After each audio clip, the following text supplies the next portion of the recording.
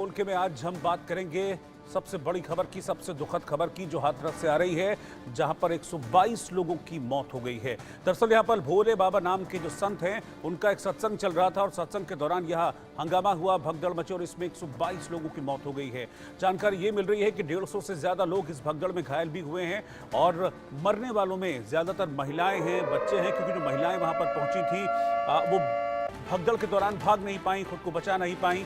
और ये जानकारी मिल रही है कि फुलरई में जो हाथरस से तकरीबन 47 किलोमीटर दूर ये एरिया है, फुलरई वो गांव जहां पर ये पूरा हादसा हुआ, जिस वक्त सत्संग चल रहा था उस दौरान करीब 20,000 से ज़्यादा लोग अंदर सत्संग हॉल में मौजूद थे। जैसे ही सत्संग खत्म हुआ और सत्संग खत्म होने के बाद भोले बाबा उर्फ नारायण साकार हरि अब जब अपने गार्डों के बीच में से बाहर निकले तो वहां पर भीड़ बहुत ज्यादा हो गई थी।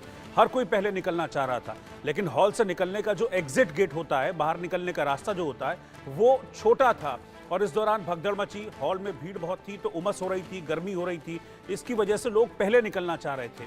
महिलाएं जो थी वो भी पहले निकलना चाह रही थी। कई महिलाएं ऐसी थी जिन्होंने अपने गोद में बच्चों को लिया हुआ था, छोटे छोटे, वो पहले निकलना चाह रहे थे। तो इसी पहले निकलने के फेर में वहां पर भगदड़ मची, कुछ लोग नीचे गिरे और फिर भगदड़ मचती गई। फिर एक के ऊपर एक पैर रखकर लोग बाहर निकलते चले गए। इसी दौरान 122 लोगों की जान चली गई है। फौरन बाद प्रशासन को इस बारे में सूचना दी गई, फिर रेस्क्यू टीमें मौके पर पहुंची, राहत और बचाव का काम शुरू किया गया। आसपास के जो लोग थे वो भी राहत और बचाव के काम में लगे। और आप देखिए जिस तरह की तस्वीरें सामने आ रही हैं वो दिल को दहला देने वाली हैं। जो लाशें हैं वो बिखरी हुई हैं। आसपास अलीगढ़, एटा और हाथरस के जितने भी अस्पताल हैं उनको अलर्ट पर रखा गया है। सिकंदरा मऊ में जो सीएचसी है, जिसको कम्युनिटी की हालात वैसे ही के वैसे हैं। किसान की आय दोगुनी कैसे होगी या किसान कैसे खुशहाल होगा, उस दिशा तो सीएचसी जो एटा का जो सिकंदरा का सीएचसी है, वहां पर भी लाशें बिखरी पड़ी हुई। आप देखिए कैसे ये सब शव हैं। ये वो लोग हैं जो कुछ घंटों पहले तक जिंदा थे, सत्संग में हिस्सा लेने गए थे और उस भीड़ का हिस्सा थे जो भीड़ हादसे का शिकार हुई। और आप देखिए कि शवों को रखने की जगह तक वहां पर नहीं है। ये हाल इस वक्त वहां पर है। इसीलिए कई शव हाथरस में रखे गए हैं, सीएचसी में। कई शव ऐसे हैं, करीब 27 ऐसे शव हैं जिनको एटा में भेजा गया है, एटा के अस्पताल में। आसपास के अस्पतालों को अलर्ट पर किया गया है। साथ ही जो प्राइवेट हॉस्पिटल्स हैं उनको भी अलर्ट पर रखा गया है कि आप अलर्ट रहिए, क्योंकि घायलों को वहां पर लाया जा रहा है। करीब 150 से ज्यादा लोग ऐसे हैं जो बुरी तरीके से घायल हैं। हाथरस से प्रदीप पुंडीर हैं इस वक्त मेरे साथ और एटा से मनोज कुमार, ये दोनों मेरे साथ जुड़े हैं। अजीत सिंह भी लखनऊ से मेरे साथ जुड़ गए हैं। लेकिन प्रदीप, मैं पहले आपके पास आ रहा हूं। इस वक्त स्थिति मुझे बताइए क्या है? मृतकों का जो आंकड़ा है वो बढ़ रहा है, क्योंकि जो पहली खबर आई थी तब ये था कि 22-23 लोगों की जान गई है। अब आंकड़ा ये मौत का बढ़कर 122 से ऊपर जा रहा है। आप वहां पर हैं, क्या तस्वीर है? अधिकारी कुछ बात कर रहे हैं इसको लेकर अभी? जी बिल्कुल, आपका सवाल मुझसे, क्योंकि मुझे आवाज नहीं आई थी, आपकी फोन आ गया था। ये अधिकारी की बात करें तो पीछे जो है एडीजी जोन आगरा अनुपम पुलिस महाशय है और पत्रकारों से बातचीत कर रही है। लेकिन हम आपके साथ हैं, यहाँ पर तमाम जो आला अधिकारी हैं, बात करें आईजी अलीगढ़ क्षेत्र की, कमिश्नर अलीगढ़, के अलावा तमाम जो आला अधिकारी मौके पर मौजूद हैं, लगातार मॉनिटरिंग इस पूरे मामले की कर रहे हैं, क्योंकि जो घायल है उनका इलाज भी होना बहुत जरूरी है। क्योंकि बात करें एटा की, बात करें सिकंदरा सीएचसी की, बात करें हाथरस सीएचसी की, तो वहां पर इतनी सारी हाँ बोलिए। घायल है, उनको उपचार के लिए अलीगढ़ की तरफ रेफर किया जा रहा है और अलीगढ़ मेडिकल कॉलेज में तब वो शायद सुविधाएं मिल पाए ताकि जो लोग घायल है उनकी जान बच पाए। आवाज मिल रही है आपको? जी जी जी, आपकी आवाज मिल रही है, बोलते रहिए प्रदीप। घायल है, उनका बेहतर इलाज के लिए जो उनको अलीगढ़ मेडिकल कॉलेज के लिए रेफर किया जा रहा है। लेकिन जो मृतकों की संख्या वो भी लगातार बढ़ रही है, क्योंकि जो घायल है उनको इलाज नहीं मिल पा रहा। दूसरा उमस है, गर्मी है, क्योंकि जो घटना घटी है इसमें कहीं ना कहीं जो सबसे बड़ा कारण रहा मौत का वो रहा है दम घुटना। यानी कि उमस से लोग परेशान थे, व्यवस्थाएं मिल नहीं पा रही थी, हवा मिल नहीं पा रही थी। यही कारण है कि लोगों की इतनी भारी संख्या में जो है मौतें हुई है। और जो प्रशासन है, हालांकि अब देर से सही, लेकिन अब जो है जो इलाज है, जो उसे अच्छा इलाज मुहैया कराने के लिए लगातार प्रयास कर रहा है। और यहाँ पर तमाम जो आला अधिकारी आप देख सकते हैं पीछे कि अधिकारी लगातार मॉनिटरिंग कर रहे हैं और जनता के बीच पहुंच रहे हैं और वहाँ पे जो उनकी जो सुविधा उनको मुहैया होगा उनका लगातार जो है प्रयास किया जा रहा है। जी बिल्कुल। मैं मनोज के पास चल रहा हूँ। एटा से हैं मनोज इस वक्त मेरे साथ। मनोज, जैसा कि अभी बताया हमको कि हाथरस में तो हालात बहुत ज़्यादा ख़राब हैं, वहाँ तो अस्पताल लाशों से भर गए हैं। एटा में भी ऐसे ही है। एटा में भी 27 शव लाए गए, जिसमें बताया गया कि 25 महिलाएं थी और 2 पुरुष थे। वहाँ से क्या जानकारी है अभी? एटा में 28 लोगों की अब तक सब आ चुके हैं। 26 महिलाएं थी, 2 बच्चे थे उसमें, और काफी दर्द विदारक घटना है। एटा में पहली बार ऐसा हुआ है जो 28 सब एक साथ मुर्चरी पर आए हैं। और भोले बाबा के प्रोग्राम में ये लोग अनुयायी गए थे। भोले बाबा के, ये मैं बता दूं आपको, भोले बाबा के प्रोग्राम में लाखों लोगों की भीड़ जुटती है। ये प्रशासन भी जानता है, उत्तर प्रदेश सरकार भी जानती है। और इसमें ये प्रशासन नहीं जुटला सकता, परमिशन नहीं दी, क्योंकि पूरा सिस्टम है। एसडीएम का जहाँ प्रार्थना पत्र दिया जाता है, उसके बाद एलआई रिपोर्ट जाती है, बीट का सिपाही लगाता है, इंस्पेक्टर रिपोर्ट लगाता है। प्रशासन को सारी जानकारी थी, तमाम होर्डिंग पोस्टर लगाए गए हैं और उसके बाद ये प्रोग्राम ऑर्गेनाइज किया गया है। जी ठीक है, मेरे साथ बने रहिए। लापरवाही तो है और इस लापरवाही की सजा भुगती उन 122 लोगों ने जिनकी जान जा चुकी है, और वो 150 से ज़्यादा लोग जो इस वक्त अस्पताल में हैं, उनका इलाज वहां पर चल रहा है। अजीत भी हैं लखनऊ से मेरे साथ। अजीत, लखनऊ से क्या मूवमेंट हो रहा है? क्योंकि मुख्यमंत्री ने बहुत नाराजगी इस पर जाहिर की है और फौरन मुख्य सचिव और डीजीपी को भी मौके पर जाने के लिए कहा। देखिए, बिल्कुल मुख्य सचिव और डीजीपी को तो मौके पर भेजा ही, साथ ही जो आयोजक थे उनके खिलाफ एफआईआर दर्ज कराने का आदेश मुख्यमंत्री ने कर दिया है। एडीजी जोन आगरा और कमिश्नर अलीगढ़ को 2 सदस्यीय जांच कमेटी बनाई है, जिनको 24 घंटे के अंदर मुख्यमंत्री को पूरी रिपोर्ट देनी है कि आखिर ये हुआ क्या। क्योंकि देखिए, जब कोई बड़ा कार्यक्रम होता है तो एग्जिट पॉइंट होता है, एंट्री पॉइंट होता है, बाकायदा डी बनाया जाता है। और देखिए, 20 से 30 हजार लोग आ रहे हैं और आपने प्रशासन से उनको 200, 300, 400 गुमराह करके अनुमति ले ली। लोकल एसएचओ से, मजिस्ट्रेट द्वारा आपने कोई अनुमति नहीं ली, ना उस पर कोई एलआई रिपोर्ट लगी। क्योंकि अगर इतनी भीड़ होती तो अलग से पुलिस वहां पर डिप्लॉयमेंट की जाती, प्रशासन के लोग लगते, बाकायदा उसकी अनुमति लगती, लेकिन ये सब नहीं किया गया। मुख्यमंत्री ने 2 मंत्रियों को भी भेजा है। कैबिनेट मंत्री हैं लक्ष्मी नारायण चौधरी, जो मथुरा के रहने वाले हैं, उनको भेजा गया, उनका बयान भी आया। इसके साथ साथ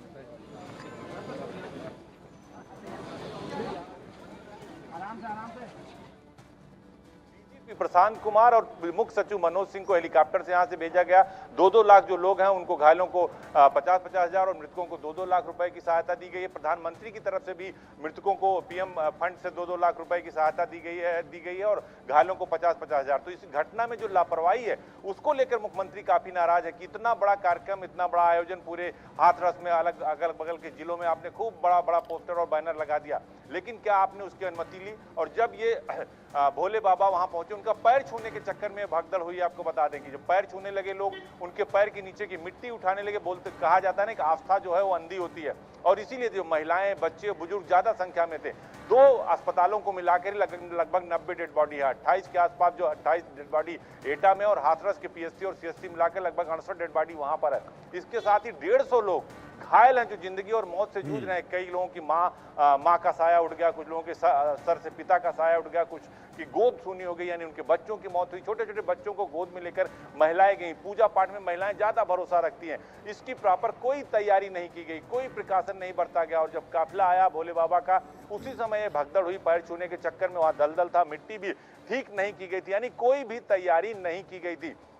इसीलिए मुख्यमंत्री योगी आदित्यनाथ की तरफ से कमेटी गठित की गई है। सरकार के 2 बड़े अफसर भेजे गए हैं, जोन के अधिकारी भेजे गए हैं। चीफ सेक्रेटरी डीजीपी से कहा गया कि आप वहां जाकर मौके पर रहिए। स्वास्थ्य विभाग की तरफ से कहा गया सारी, देखिए वहां एम्बुलेंस भी नहीं थी कि अगर इतना बड़ा कार्यक्रम है तो आपको वहां एम्बुलेंस होना चाहिए, डॉक्टर्स की टीम होनी चाहिए, बाकायदा मेडिकल कैंप होना चाहिए अगर इस तरह का कोई बड़ा आयोजन आप करते हैं। और आसपास देखिए 18 साल तक पुलिस में रहे हैं नारायण जो भोले बाबा हैं, उसके बाद वो अपने गांव में झोपड़ी बनाकर रहते थे। एक बड़े संत के तौर पर वहां लोकल में स्थापित हो चुके हैं। जब भी उनकी सब जो सत्संग होता है, इस तरह का आयोजन होता है तो भीड़ इतनी होती है, लेकिन आपको तैयारी करनी होती है, लेकिन तैयारी नहीं की गई, जिसकी वजह से 100 से ज्यादा लोगों की जान चली गई और अभी बहुत सारे लोग जिंदगी और मौत से जूझ रहे हैं। मुख्यमंत्री हर 2 घंटे पर रिपोर्ट ले रहे हैं। 24 घंटे के अंदर एडीजी जोन आगरा और कमिश्नर अलीगढ़ को जो जांच कमेटी बनाई गई, उनको रिपोर्ट प्रमुख सचिव गृह यानी दीपक कुमार को सौंपनी है। संजय प्रसाद जो प्रमुख सचिव सूचना है, प्रमुख सचिव मुख्यमंत्री हैं, वो 5KD पर मौजूद है मुख्यमंत्री के पास। हर पल की उनको अपडेट दी जा रही है। प्रधानमंत्री ने सदन में, लोकसभा में बाकायदा शोक संवेदना व्यक्त की, मुख्यमंत्री ने शोक संवेदना व्यक्त की। सारे अधिकारी वहां पर भेजे गए और राहत कार्य, जब किस तरह का इंसिडेंट होता है तो सबसे पहली जो प्राथमिकता होती है और चुनौती भी होती है, जो लोग जिंदा हैं उन्हें अस्पताल पहुंचाया जाए, उनका इलाज हो और उन्हें जीवित बचाया जा सके। लेकिन बहुत सारे अगर आप देखेंगे इसमें जो करुण क्रंदन चीत्कार की जो आवाजें आपको दिखाई दे रही है, कोई अपनी माँ को ढूंढ रहा है, कोई अपने बच्चे को ढूंढ रहा है, कोई अपने पिता को ढूंढ रहा है, बहुत ही हृदय विदारक ये घटना घटी है और निश्चित तौर पर आयोजकों की इसमें गलती है। लोकल एडमिनिस्ट्रेशन ने अगर पूरी अनुमति नहीं दी, एलआईयू ने पूरी रिपोर्ट नहीं लगाई, लोकल इंटेलिजेंस जो ब्यूरो होता है वो बाकायदा कोई कार्यक्रम होता है, छोटा कार्यक्रम बड़ा कार्यक्रम, उसकी बाकायदा रिपोर्ट लगती, भाई ये कार्यक्रम यहाँ पर आयोजित हो रहा है, कितनी भीड़ हो सकती है, उसकी जानकारी क्या बड़े अधिकारियों को दी गई, क्या मजिस्ट्रेट से अनुमति ली गई, क्या बाकायदा एनओसी लेके बिल्कुल अजीत, और ये बात तो बिल्कुल भी मानने वाली है। आप मेरे साथ बने रहिएगा अजीत, क्योंकि ये बात बिल्कुल स्वीकार्य नहीं है कि प्रशासन को पता ही नहीं था कि 20,000 की भीड़ जुटने वाली है। क्योंकि जो पोस्टर है ना मेरे पीछे, ये पोस्टर चीख चीख के इस बात की गवाही दे रहा है। और ये पोस्टर आप समझ लीजिए कि हाथरस में गली नुक्कड़ चौराहों पर जगह जगह पोस्टर लगा हुआ था, जिसमें साफ तौर पर लिखा हुआ है कि नारायण हरि, जिनको भोले बाबा के नाम से जाना जाता है, उनका सत्संग होने वाला है। जगह जगह पोस्टर अगर लगे हुए हैं तो ये बात तो हम मान ही नहीं सकते हैं कि पोस्टर जगह जगह लगे तो प्रशासन और पुलिस ये सोच के बैठी है कि हाँ 200-300 लोग ही वहां पर आएंगे, और सिर्फ ये कह देना कि हाँ हमसे 200-300 के लिए कहा गया था, यहाँ तो 20,000 पहुंच गए। अगर इतने बड़े बड़े पोस्टर जगह जगह लगेंगे, आप देखिए पूरा उसमें समय लिखा है कि माह का प्रथम मंगलवार दिनांक 2/7/2024 आज का दिन। आप सोचिए कि जो लोग यहाँ पर गए होंगे सत्संग में, वो ये सोच के गए होंगे, महिलाएं छोटे छोटे बच्चों को अपने साथ लेके गई होंगी कि हम धर्म लाभ कमाएंगे, सत्संग सुनेंगे तो जीवन में शायद कुछ अच्छा हमारा होगा। लेकिन देखिए आज हुआ क्या, उनकी जान चली गई, 122 लोगों की मौत हो गई। ये लंबे चौड़े पोस्टर्स जगह जगह लगाए गए और अब पुलिस प्रशासन ये कह दे कि हाँ हमको तो पता ही नहीं था, तो क्या इस बात को माना जा सकता है? कहीं से कहीं तक इस बात को नहीं माना जा सकता, क्योंकि परमिशन लेने के लिए आप समझिए कि एक अगर आप किसी भी जिले के प्रशासन को, पुलिस को समझेंगे तो लोकल पुलिस तो होती है, एलआईयू भी होती है, जिसको लोकल इंटेलिजेंस यूनिट कहा जाता है। उसका काम यही होता है एलआईयू का कि चीज़ों को लेकर जानकारी जुटाना। अब इस तरीके से पोस्टर्स लगे हैं तो एलआईयू ने ये पता नहीं लगाया होगा कि कितने लोग जुट सकते हैं, कितने लोग नहीं जुट सकते हैं, और जब जुट गए तब वहाँ पर क्या हो रहा था। ये इस बात की जो खबर है वहाँ के थाना इंचार्ज को नहीं पहुंची होगी कि ये इतने सारे लोग जुट गए हैं वहाँ पर, 20,000 की भीड़ हो गई है, हॉल वहाँ पर छोटा सा है, एग्जिट गेट वहाँ पर है नहीं, छोटा सा एग्जिट गेट है, इस तरह की भगदड़ मच सकती है। इसको सेफ्टी मेजर्स कहा जाता है। सेफ्टी मेजर्स को लेकर बहुत बड़ी लापरवाही बरती गई है। अगर इन पोस्टर्स पर पहले ध्यान दे दिया जाता तो शायद आज इस तरह की लापरवाही नहीं हुई होती, और शायद जो 122 लोग जिन्होंने अपनी जान अभी तक गंवाई है वो शायद जिंदा होते हैं। यहाँ पर बहुत बड़ी लापरवाही वहाँ पर हुई है, और इस लापरवाही के लिए जांच टीम बनाई गई है। मुख्यमंत्री इस पूरे मामले को लेकर बहुत संजीदा हैं, बहुत संवेदनशील हैं। इस मामले में जैसा कि अजीत ने हमको बताया कि एफआईआर दर्ज कराई गई है, और मुख्य सचिव हैं मनोज सिंह और डायरेक्टर जनरल ऑफ पुलिस हैं प्रशांत कुमार, इन दोनों को मौके पर भेजा गया है, और एडीजी और कमिश्नर की एक टीम बनाई गई है। ये टीम ये पता लगाएगी कि हादसा किस तरह से हुआ, किस वजह से हुआ, क्या किस स्तर पर लापरवाही वहाँ पर हुई है। लेकिन ये बात बिल्कुल स्वीकार्य नहीं है, इस बात को नहीं माना जा सकता कि लोकल थाने को, पुलिस को, प्रशासन को, वहाँ के एडमिनिस्ट्रेशन को, वहाँ के अफसरों को ये पता नहीं था कि सत्संग हो रहा है, उसमें 20,000 लोग अंदर जुट गए हैं और वहाँ व्यवस्था ऐसी नहीं है। हो सकता है गड़बड़ हो, इसके लिए पूरी व्यवस्था वहाँ पर होनी चाहिए थी। वैसे भी 20,000 लोग अगर कहीं एक जगह पे जुट रहे हैं तो उसके लिए व्यवस्था होनी चाहिए, वो व्यवस्थाएं नहीं थी। इसीलिए देखिए ये उस कुव्यवस्था का परिणाम आपके सामने है स्क्रीन पर। लाशें बिखरी हुई हैं, अस्पतालों में जगह नहीं है लाशों को रखने के लिए। इन तस्वीरों को जरा आप देखिए, इसमें जो हाथरस का सीएचसी है, सिकंदराव का जो सीएचसी जहां पर ये पूरा आयोजन किया गया था, वहां पर 95 लाशें बिखरी पड़ी हैं, 95 लाशें वहां पर पड़ी हुई हैं। जैसा कि हमारे अभी रिपोर्टर ने बताया, एटा संवाददाता ने, मनोज ने, कि एटा में 28 लाशें पड़ी हुई हैं वहां पर, 28, जिसमें 26 महिलाएं हैं और 2 बच्चे हैं। कुल मिलाकर 122 लोग हैं जिन्होंने अपनी जान गंवाई है, और अभी जो घायल हैं 150 से ज्यादा लोग घायल हैं बुरी तरीके से। और डॉक्टर्स ने ये बताया है, अभी तक की जो जानकारी है, डॉक्टर्स का ये कहना है कि ज्यादातर लोग दम घुटने की वजह से, सांस नहीं आने की वजह से ज्यादातर लोगों ने जान गंवाई है। एक तो वैसे ही मौसम आप देखिए, बहुत ह्यूमिडिटी वाला मौसम हो रखा है, सांस लेना वैसे ही मुश्किल हो रहा है। अब एक छोटे हॉल में 20,000 लोग जब बैठ जाएंगे तो क्या हालत होती होगी, क्या स्थिति होती होगी। ऐसे में भगदड़ मच जाए, एक के ऊपर एक पैर रखकर कोई निकलेगा, भागेगा तो क्या होगा। ये मंजर सामने आया है। हुआ क्या था एग्जैक्टली मैं आपको एक बार फिर से बताता हूं कि चेन ऑफ इवेंट्स वहां पर हुआ क्या, भगदड़ क्यों मची, भगदड़ कैसे मची। सत्संग चल रहा था, सत्संग खत्म हुआ, जो लोग वहां पर बैठे हुए थे, जैसा रिपोर्ट है 20,000 ये एक साथ बैठे हुए थे और एक साथ ही बाहर निकले। हॉल छोटा था, हॉल का गेट छोटा था। बताया जा रहा है कि जो रास्ता बाहर निकलने का वो नैरो था, बहुत पतला था, जिसमें एक साथ इतने लोग नहीं निकल सकते थे। पहले निकलने के चक्कर में वहां भगदड़ मची।